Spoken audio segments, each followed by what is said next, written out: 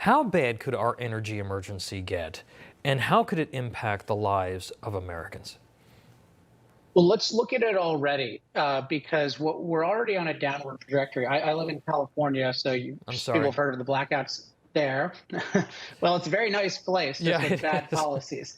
Uh, and you look at even Texas happening, but then what you also saw is this summer you had national warnings of shortages, and then even in winter you're having warnings of shortages. So what we're seeing is when you see shortages, that's the precursor to blackouts and to poverty. And so we're seeing this. And so you look at, we're already on a downward trajectory in terms of reliability. And what we're doing is we're shutting down more reliable power plants than we are building on the false premise that unreliable solar and wind can somehow replace those power plants. Hmm. That's a false premise.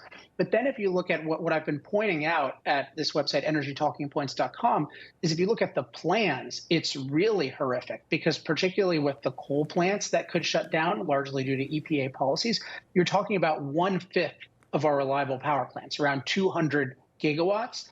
And we already have too little reliability. And you're talking on the order of an eighth of that, or maybe a quarter of that, that's actually going to be built in the next Right. 7 years. So we have this death sentence to our grid that is taking place in the next 7 years. And this administration is leading that because they're not recognizing the emergency. They're compounding it by saying to the EPA, hey, let's shut down even more coal plants. Let's try to get rid of almost all of them as soon as possible. And that is really scary.